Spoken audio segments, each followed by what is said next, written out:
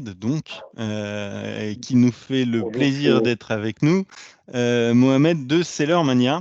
Je vais te passer la parole pour que tu puisses commencer peut-être par te présenter et puis du coup nous dérouler ton contenu du jour sur donc les ventes sur Marketplace. Exactement. Bonjour à tous. Donc du coup, je suis Mohamed Chenatra, je suis expert marketplace chez Sellermania depuis maintenant 2015 et j'ai donc été invité aujourd'hui par la CCI de Meuse-Haute-Marne pour vous parler marketplace et plus précisément l'alternative à la vente en ligne via les marketplaces. Avant de commencer, j'aimerais faire un rapide topo. Donc, on a tous pu observer que l'essor des marketplaces a atteint de nouveaux sommets ces dernières années et ça a transformé radicalement la manière dont les consommateurs interagissent avec les produits et les services. Mais force est de constater également que beaucoup de professionnels aujourd'hui ne savent pas ce que c'est qu'une marketplace. C'est du moins les conclusions que nous en avons tirées chez Sellermania suite aux nombreuses demandes d'informations que nous recevons quotidiennement. Alors, qu'est-ce que c'est qu'une marketplace? Une marketplace, on pourrait comparer ça à un centre commercial en ligne. C'est un centre commercial en ligne sur lequel vont se rencontrer donc du coup des vendeurs tiers professionnels ainsi que des acheteurs. La marketplace est également tiers de confiance. Donc, ça veut dire que c'est la plateforme qui va gérer et sécuriser la transaction entre les acheteurs et les vendeurs. Elle paye le vendeur lorsque l'acheteur confirme la bonne réception du produit. Et également, sur ces plateformes, on va retrouver donc du coup une large gamme de produits et d'offres. C'est d'ailleurs l'un des enjeux donc, du coup, pour une marketplace. Le but, c'est que le client trouve tout ce dont il a besoin sur son site au meilleur prix sans avoir besoin de ressortir du site internet de la plateforme pour aller sur une autre plateforme. Ces plateformes en ligne ont connu une augmentation exponentielle de leur popularité ces dernières années. On les voit, elles se démultiplient partout. Ce sont des sites comme Amazon, Cdiscount ou encore La Redoute. Ce qui ouvre du coup de nouvelles opportunités pour les petites entreprises et les entrepreneurs et offrant parfois même une vitrine mondiale pour leurs produits. Comment fonctionnent donc, du coup ces marketplaces? Donc, le but premier pour une marketplace, c'est de recruter des vendeurs. Sans vendeurs, pas de marketplace. Et pourquoi c'est le but premier d'une marketplace? Parce que la marketplace, plus elle va recruter de vendeurs, plus forcément elle va avoir la possibilité d'élargir son offre et sa gamme. Et c'est là donc du coup tout l'enjeu de la marketplace, comme on l'a dit précédemment. Plus vous allez avoir de produits en ligne sur votre plateforme, plus forcément vos clients ne vont pas ressortir de votre site internet et ils peuvent tout acheter à un seul endroit. La marketplace gère la transaction, donc on l'a déjà dit également au préalable, c'est elle qui propose la solution de paiement entre l'acheteur donc du coup et le vendeur. Et la marketplace va se rémunérer en prenant une commission sur le chiffre d'affaires généré par le vendeur. Toutes les marketplaces ont plus ou moins aujourd'hui le même business model. Donc, du coup, c'est un abonnement mensuel qui est fixe de 40 €. Et ensuite, donc, du coup, c'est une commission qui est prise directement sur le chiffre d'affaires généré par le vendeur. Sachant que les commissions ne sont pas les mêmes, bien évidemment. La commission dépend donc, du coup de la catégorie de produits que vous vendez. Donc, pour vendre sur une marketplace, il suffit tout simplement d'ouvrir un compte, transmettre ses documents aux administratifs, cabis, etc. et s'acquitter tous les mois d'un abonnement fixe de 40 €. C'est donc un canal qui est très simple d'accès. C'est un canal qui est donc du coup très simple d'accès, donc un modèle commercial qui est essentiellement construit autour du variable. Vous êtes à la performance, vous payez quelque chose à la marketplace que si vous réalisez une vente. Tant que vous ne vendez rien, vous ne payez rien, mis à part ce petit abonnement de 40 € par mois. Le rôle de la marketplace, elle, de son côté, c'est d'agir en tant que pourvoyeur de clients. Son but, c'est de rediriger un maximum de trafic de manière à offrir la plus large audience possible à vos produits et à ces produits parfois. On le verra par la suite parce que certaines marketplaces vous permettent de vendre sur leur plateforme, mais elles vendent également en direct leurs propres produits aux clients. Et c'est un canal qui est simple d'accès parce que aujourd'hui, les marketplaces, c'est un ensemble de solutions hébergées. Donc, il y a des marketplaces qui vont vous offrir des solutions logistiques pour pouvoir entreposer et expédier vos produits. Les marketplaces vont également vous offrir des solutions de marketing pour booster vos ventes, optimiser le référencement de vos produits, etc., etc. Et c'est également pour cette simplicité que les consommateurs préfèrent acheter sur les marketplaces parce qu'ils peuvent comparer les prix très facilement. Si demain j'ai 20 vendeurs qui vendent la même paire de baskets, j'ai 20 offres à un même endroit et je suis quasiment sûr d'acheter au meilleur prix. Les consommateurs préfèrent acheter sur les marketplaces parce que ils aiment le multimarque dans un même magasin. Donc, même exemple, si demain je dois m'acheter une paire de baskets, je vais avoir toutes les marques qui existent et possibles sur une même plateforme. Donc, du coup, ça me permet d'aller beaucoup plus vite et de comparer beaucoup plus rapidement. Et le troisième point qui fait qu'aujourd'hui les consommateurs préfèrent acheter sur les marketplaces, c'est la facilité du site connu. En règle générale, le site il enregistre toutes vos informations bancaires ainsi que toutes vos informations de livraison. Tu parlais de la visibilité que la marketplace permet de donner à son propre portefeuille de produits, son propre catalogue. Est-ce qu'on a eu une idée, quelques chiffres comme ça du trafic que brassent les grandes marketplaces qu'on connaît? Oui, on a une idée du trafic. Aujourd'hui, on peut le voir ici, hein, les marketplaces sont partout. Un site comme Amazon, qui est la première marketplace en France, c'est 37 millions de visiteurs uniques par mois. Et d'ailleurs, sur les 10 sites e-commerce les plus visités en France aujourd'hui, on a 7 marketplaces.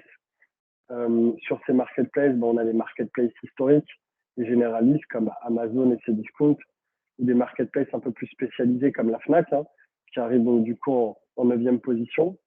On va retrouver également des néo-marketplaces comme par exemple les GMS qui ont récemment adopté ce nouveau modèle, Leclerc, Carrefour. Et on va voir également l'essor de nouvelles marketplaces basées sur l'économie circulaire. Ce sont vraiment des marketplaces qui ont le vent en poupe ces derniers temps. Et on retrouve ici donc du coup la marketplace de Vinted ou encore Le Bon Coin. Alors Le Bon Coin existe depuis pas mal d'années, mais Le Bon Coin a récemment adopté ce modèle marketplace. Le Bon Coin n'était pas une marketplace avant. Ouais, donc, l'hégémonie d'Amazon est quand même encore bien installée. J'imagine que c'est la plateforme qui offre le plus de visibilité du coup sur les catalogues produits, mais effectivement le marché a l'air un peu de se structurer, de se diversifier aussi avec, j'imagine, sur des marchés plus ciblés, des belles opportunités voilà, de se faire sa place et de se construire une visibilité, quoi. Oui, alors Amazon, c'est le grand frère, c'est l'exemple, c'est le modèle côté marketplace, et toutes les autres plateformes s'inspirent d'Amazon. Mais tu as tout à fait raison, aujourd'hui on est sur un marché qui se verticalise parce que on a de moins en moins de marketplaces généralistes et de plus en plus de marketplaces qui se verticalisent, qui se spécialisent sur certains secteurs d'activité. D'ailleurs, si on prend les entreprises françaises qui ont levé le plus d'argent ces dernières années, on va retrouver 2 marketplaces françaises qui sont ultra spécialisées. On retrouve Back Market, qui est une marketplace axée sur le reconditionné. Donc, une fois de plus, il s'agit là d'économie circulaire. On va également retrouver donc du coup la marketplace de Mano Mano, qui est donc du coup une marketplace spécialisée sur tout ce qui est bricolage, quincaillerie, etc., etc.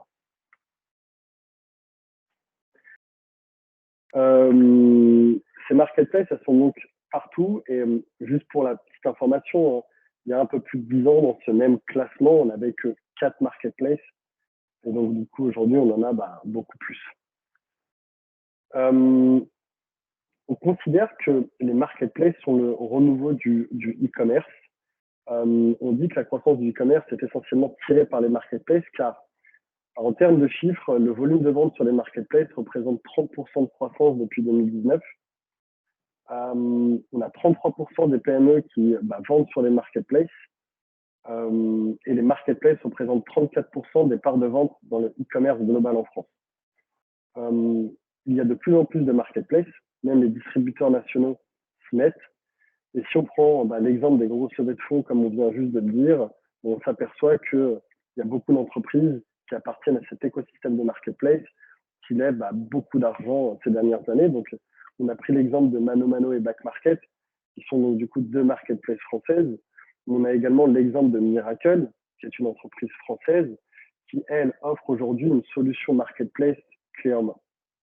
Donc, si aujourd'hui, une grande enseigne de la grande distribution a besoin de lancer sa marketplace, elle peut faire appel à cette entreprise française pour déployer rapidement donc, du coup, sa plateforme. Et on a également beaucoup d'études qui nous indiquent que les marketplaces ont encore de beaux jours devant elles. On a également beaucoup de marques qui se tournent également vers les marketplaces. Donc, ce ne sont pas uniquement que des distributeurs ou des revendeurs. On a 56% des marques qui pensent que le retail a été réinventé par les marketplaces. On a 46% des marques qui pensent que les marketplaces changent le go-to-market. Et on a également 46% des marques, qui mettent le direct-to-consumer en priorité dans leur stratégie. Et nous, chez Sellermania, on fait exactement le même constat. On a eu une demande accrue des marques, petites comme grandes marques, pour se lancer sur les marketplaces. Et les raisons pour lesquelles les marques veulent se lancer sur les marketplaces, elles sont multiples. L'une des premières raisons, c'est se réapproprier donc du coup les ventes qui leur échappent. La seconde raison, c'est augmenter leur visibilité et leur exposition. Ensuite, il y a une volonté de normer et de compléter le réseau de distribution, contrôler son image de marque, les prix et les marges, parce que parfois, on retrouve un réseau de revendeurs qui peut faire un peu n'importe quoi avec vos produits sur les marketplaces, et gérer et améliorer également la relation client en direct. D'ailleurs, certaines des raisons que je viens de citer sont également communes aux distributeurs ou aux revendeurs qui se lancent également sur les marketplaces.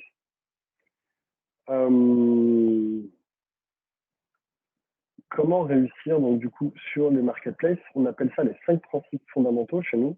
On aurait également pu appeler ça les 5 commandements, et on en a ciblé 5 chez Sellermania à respecter pour réussir sur les marketplaces et créer une activité pérenne sur le long terme, que nous allons du coup tout de suite détailler par la suite. Donc, être orienté sur le long terme, parce qu'une activité marketplace pérenne, ça ne se construit pas en quelques semaines, quelques mois, ça se construit vraiment sur le long terme.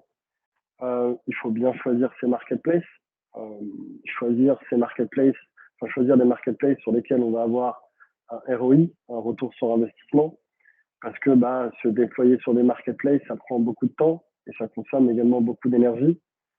Il faut bien définir sa gamme également, la gamme de produits que je souhaite proposer sur les marketplaces. C'est pas parce que je propose énormément de produits que je vais tout de suite rencontrer un franc succès sur les marketplaces. On peut là, par exemple, se concentrer sur ces 20-80 et optimiser le référencement de ces 20% de produits qui représentent 80% de votre chiffre d'affaires. Vendre sur les marketplaces, c'est également bien transmettre l'information en interne au sein de son entreprise et former ses équipes. Parce que vendre sur les marketplaces, c'est une activité à part entière avec ses propres codes et sa propre culture. Et vendre sur les marketplaces, ça s'apprend. Et il faut mettre en place une structure, parce que c'est un canal de vente parmi vos autres canaux de vente qu'il faut donc du coup, j'ai envie de dire, apprivoiser, comprendre. Et la plupart du temps, nous, ce qu'on recommande, c'est d'avoir vraiment une personne dédiée à la vente sur les marketplaces en interne.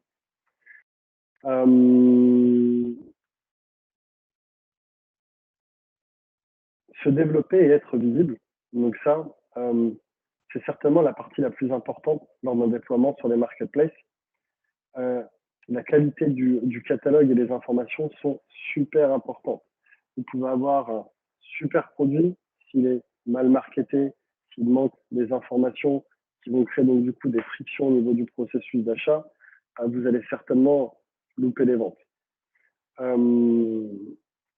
Et donc, du coup, être visible, ça commence par la qualité de ces flux d'informations, avoir un maximum de données sur ces produits. Plus une fiche est bien remplie, plus elle est vendeuse. Et plus une fiche est vendeuse, plus automatiquement les algorithmes de la marketplace vont améliorer le référencement de cette fiche. Il faut s'assurer que vos produits sont présents, trouvables et respectent les règles des marketplaces. Oui, forcément, une marketplace, lorsqu'elle va vous autoriser à vendre sur sa plateforme, elle va vous demander de respecter certains impératifs techniques, comme par exemple avoir des photos en 800 par 800, renseigner donc du coup la catégorie de vos produits, etc., etc. Il faut surtout pas hésiter à participer aux opérations promotionnelles des marketplaces, à mettre en avant donc du coup aussi vos produits. Et pour ce faire, vous avez donc du coup des leviers marketing qui sont mis à votre disposition par les marketplaces, qui vont vous permettre de mettre en avant donc du coup vos offres. Ça, c'est juste génial. Si par exemple je me lance sur Amazon demain et que je souhaite donc du coup optimiser le référencement de mes produits, ce que je vais pouvoir faire, c'est un peu le même fonctionnement que Google finalement, c'est acheter des produits, des mots-clés plutôt, et donc du coup faire en sorte que mes produits soient mis en avant. Et donc du coup, en profiter pour actionner tous les leviers marketing. Il en existe aujourd'hui plusieurs sur toutes les marketplaces. Chaque marketplace a ses propres leviers. Et vous pouvez acheter des bannières sur les marketplaces. Vous pouvez faire ce qu'on appelle du couponing, donc offrir des petits coupons de réduction, ou également participer à des opérations de communication via les newsletters des marketplaces. En troisième étape, donc du coup, ce qui est fondamental, c'est se défendre et être compétitif. Si vous êtes sur un marché qui est concurrencé, que vous vendez des produits et que vous n'êtes pas les seuls à les vendre sur les marketplaces, il va falloir mettre en place une veille concurrentielle. Et donc du coup, cette veille concurrentielle va vous permettre de réajuster vos prix en fonction de ceux de la concurrence. Et forcément, c'est nécessaire si je veux demain augmenter mes ventes. Il faut également savoir rester compétitif et faire du profit, donc ne pas faire n'importe quoi avec ses prix et protéger ses marges tout en restant compétitif. Je pense que la politique de prix, c'est le gros enjeu des marketplaces. Comme tu le dis, on est dans un environnement où le but pour le consommateur final, c'est bien d'avoir à disposition l'ensemble des fournisseurs du produit pour pouvoir les comparer. Et donc, c'est un environnement où on est beaucoup en guerre des prix, quoi. On est Avec beaucoup en cet guerre enjeu des de savoir prix. protéger sa marge, comme tu l'évoquais bien, quoi. Exactement. Et en fait, ce qui se passe sur une marketplace, c'est que si moi demain je vais sur Amazon et que j'achète toujours l'exemple de cette paire de baskets à un prix qui défie toute concurrence, forcément, ce que je vais garder en tête, c'est que Amazon est le site sur lequel je trouve les prix les plus bas. Et c'est là tout l'enjeu pour les marketplaces et toutes les négociations qu'elles peuvent avoir avec donc du coup leurs partenaires marchands, c'est à chaque fois d'avoir les offres les plus compétitives de manière à driver un maximum de trafic. D'ailleurs, les marketplaces proposent sur leur back-office des outils de veille concurrentielle automatisés pour justement avoir à chaque fois des prix bas et tirer les prix vers le bas. Et qu'est-ce que c'est qu'un outil de veille concurrentielle automatisé? C'est un outil qui va scanner votre concurrence et dès lors qu'il y a un concurrent qui va passer devant vous, qui sera 1 centime d'euro moins cher, automatiquement l'outil va vous mettre 1 centime d'euro moins cher que lui. Et ces outils sont bien pensés par les marketplaces parce que justement, ils poussent les vendeurs à se battre sur les prix et à les tirer vers le bas. Le quatrième critère fondamental à la réussite donc du coup sur les marketplaces, c'est de tout simplement chouchouter vos clients.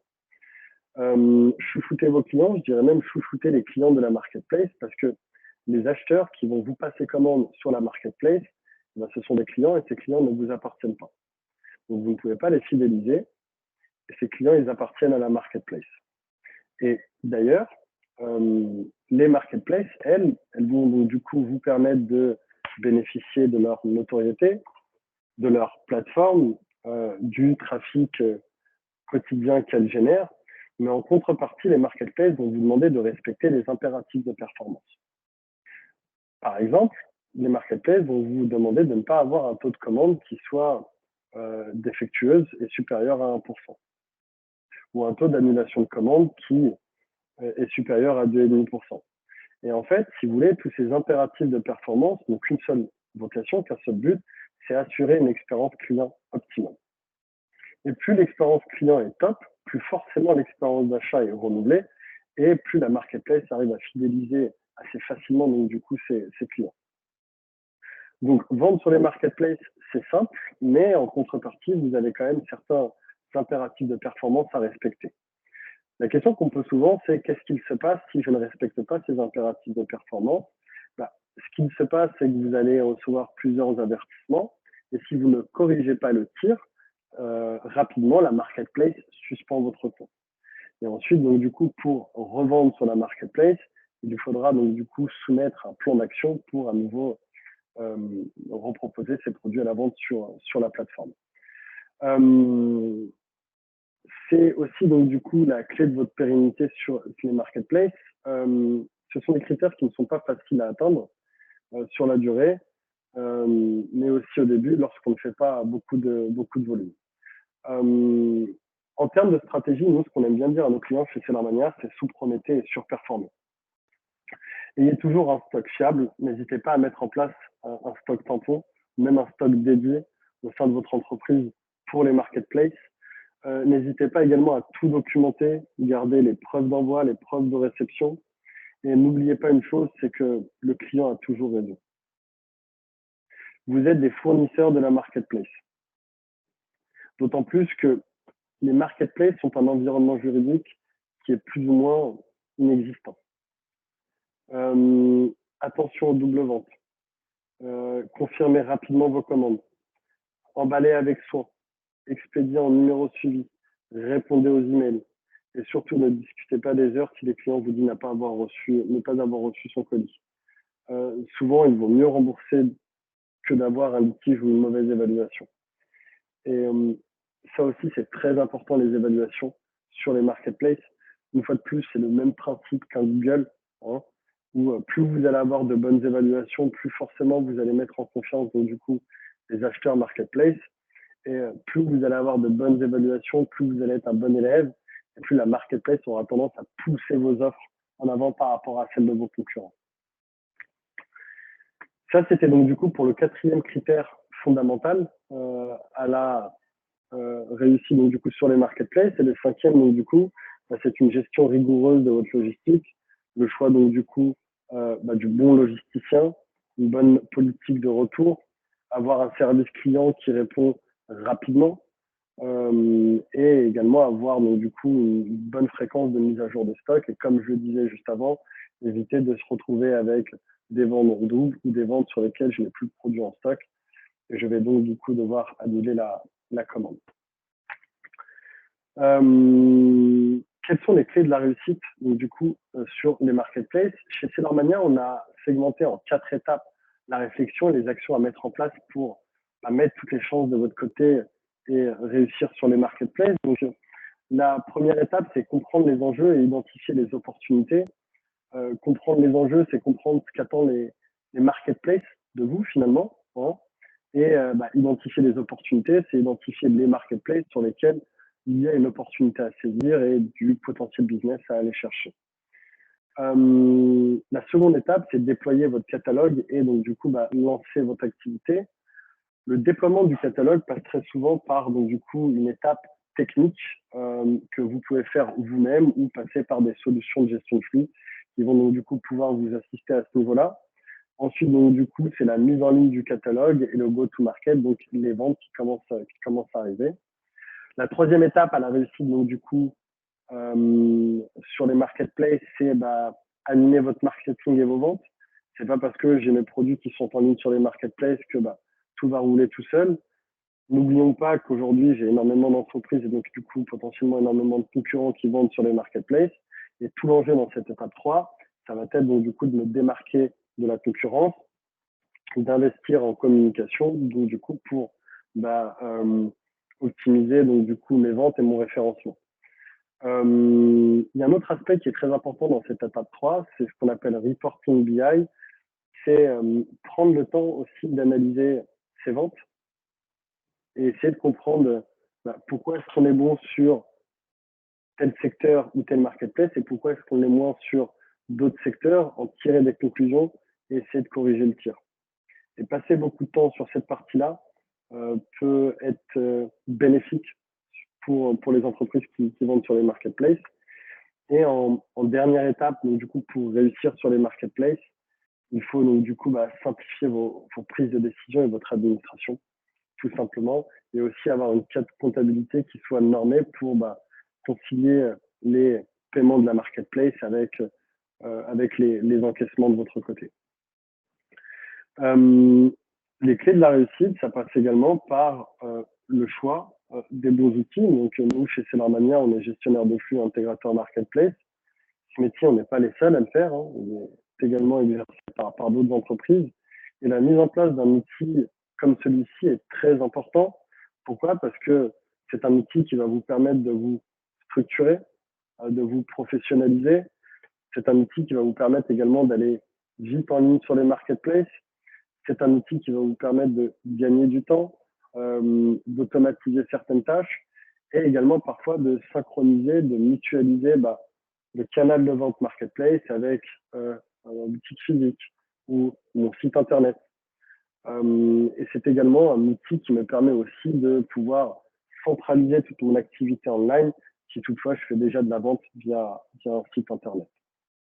Pour bien comprendre, donc ça veut dire que l'intégrateur de flux, globalement, il vient se connecter, en gros, soit à mon logiciel de caisse, soit à mon site e-commerce si j'en ai déjà un, et il va chercher là-dedans toutes les informations produits à pousser sur les marketplaces pour gagner du temps dans la rédaction de mes fiches, par exemple. Mais aussi, si je pousse le truc encore plus loin, et encore une fois pour être sûr de bien comprendre, aussi d'éventuellement synchroniser les stocks et être sûr de ne pas vendre 2 fois le même article, la même référence. C'est exactement ça. C'est un outil qui va donc du coup récolter toute la donnée qui existe déjà. Donc ça peut être sur votre site internet, ça peut être sur un PIM ou sur un ERP, et qui va automatiquement donc du coup se servir de cette donnée pour créer automatiquement votre catalogue sur les marketplaces. Donc pas de travail qui est fait en doublon. Ça permet d'avoir un go-to-market assez rapide pour les personnes qui ont déjà donc du coup un site internet avec leur catalogue dessus. C'est également une solution qui permet donc du coup de mettre à jour les stocks entre mon site internet et les marketplaces et d'éviter donc du coup de me retrouver avec des ventes en doublon et d'avoir à gérer manuellement mes stocks sur les marketplaces. Et c'est également une solution, le gestionnaire de flux, qui permet de faire redescendre toutes les commandes marketplace sur son site internet. Et donc du coup, à défaut de me retrouver avec le back-office de mon site internet à gérer, plus le back-office d'Amazon, ses discounts, la redoute, etc., etc. Au final, là, j'ai qu'un seul poste de pilotage, entre guillemets, à partir duquel je peux gérer l'intégralité de mon activité online. Donc, ok, je retrouve toutes mes commandes finalement dans le site auquel je suis déjà très habitué dans la gestion, quoi. Exactement, tout à fait. Effectivement, un gain de temps assez conséquent, du coup. Un gain de temps assez conséquent, car énormément de tâches sont automatisées et surtout la possibilité, si demain je le souhaite, d'être en ligne sur les marketplaces assez rapidement parce qu'en réalité, ce qui prend le plus de temps sur les marketplaces, c'est créer mon catalogue. Et moi, mon catalogue a déjà été créé sur mon site internet. Et là, j'ai un outil intelligent qui permet de récupérer toute cette donnée et de la convertir au format des marketplaces, donc d'automatiser la création de mon catalogue sur ces plateformes. Ok. La présentation touche à sa fin. Nous, chez Sellermania, c'est notre métier depuis 2007 d'accompagner donc du coup les entreprises sur les marketplaces. Aujourd'hui, on travaille avec la quasi-totalité des marketplaces qui peut exister en France, en Europe et à l'international. On gère aujourd'hui plus de 300 millions d'euros de GMV, donc c'est le volume d'affaires qui est réalisé par nos clients sur les marketplaces et on accompagne plus de 1000 utilisateurs au quotidien sur la gestion de leur marketplace. J'espère que cette présentation vous a tous plu. Si vous avez des questions, n'hésitez pas. Merci beaucoup. C'est le moment. Si vous avez des questions, effectivement, vous pouvez soit réactiver vos micros, soit nous les poser dans le chat.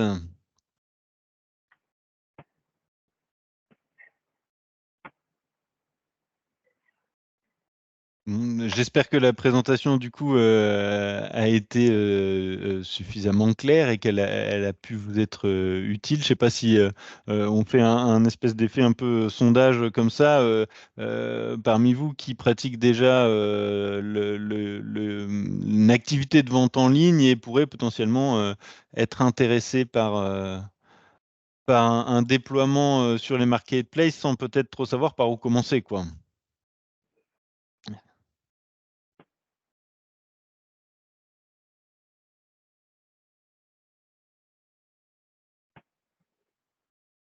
Personne, pas de commentaires, pas de questions? Ok, on a des petites notes dans le chat qui nous remercient pour le contenu.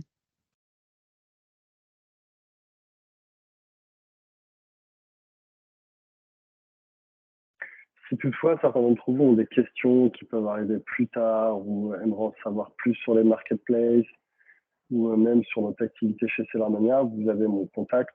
Donc, n'hésitez pas à le noter et vous pouvez revenir vers moi quand vous le souhaitez pour qu'on en discute. Si du coup tu pourras peut-être m'envoyer ton support, on m'a demandé tout à l'heure dans le chat si on pourrait avoir la présentation. Il y aura, comme je le disais, évidemment le replay, mais si on peut transmettre aux participants le support, ça serait super. C'est prévu sinon. Merci bien.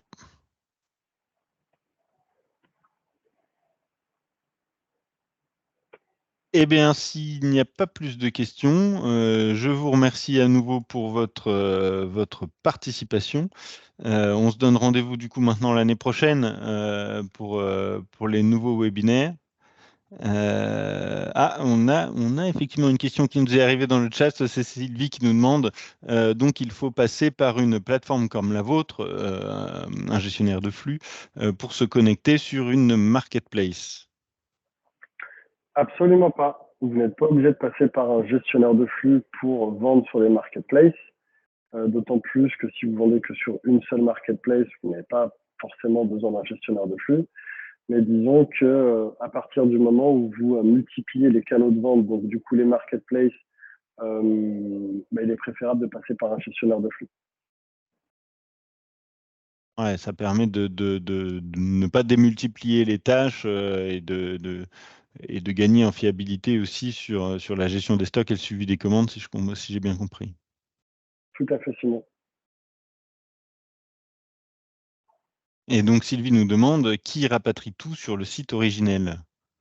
Alors à savoir dans quel cas on est. Est-ce qu'on est dans le cas où on a le gestionnaire de flux ou pas, mais tu vas peut-être pouvoir exposer les deux du coup.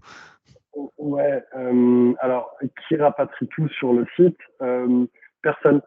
Du coup, il n'y a pas de connexion qui se fait entre votre site internet et les marketplaces. Et c'est justement donc du coup notre métier en tant qu'intégrateur, c'est établir cette liaison, cette passerelle entre votre site internet donc du coup et les marketplaces pour exporter les données qui existent déjà sur votre site internet, les produits, et rapatrier donc du coup les données vers votre site internet. Et là on parle donc du coup des commandes par exemple. Et du coup, vous pouvez vous connecter à n'importe quel type de site pour pouvoir réaliser cet échange de données. N'importe quel site internet. En fait, on a ce qu'on appelle une API, donc ce sont des web services qui permettent finalement de se connecter à n'importe quel système. Donc on peut se connecter à des sites internet, on peut se connecter à des solutions type PIM qui permettent donc du coup de stocker son catalogue, mais on peut également se connecter à un WMS, à une solution donc du coup d'entrepôt, on peut se connecter à un ERP, on peut se connecter à n'importe quel système.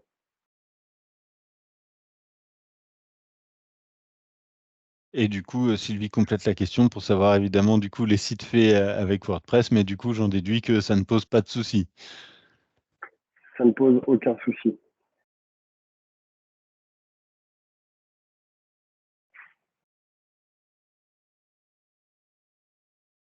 Parfait, merci bien pour toutes ces réponses. On complète en question, oui, avec Wix par exemple. Wix aussi, du coup, j'en déduis n'importe quel site finalement, quel que soit l'outil qui permet de construire le site, vous arriverez toujours à vous plugger dessus. Exactement, Simon. Eh bien, merci beaucoup. Merci à vous encore une fois pour la participation. Merci à Mohamed pour sa présentation qui était très claire. On vous donne rendez-vous du coup en 2024 pour des nouveaux webinaires. Si vous avez des questions entre-temps, vous avez le contact de Mohamed, vous avez mon contact. Vous n'hésitez pas euh, à nous poser vos questions, vos problématiques. Merci à tous. Bonne soirée à vous. À Au bientôt. revoir.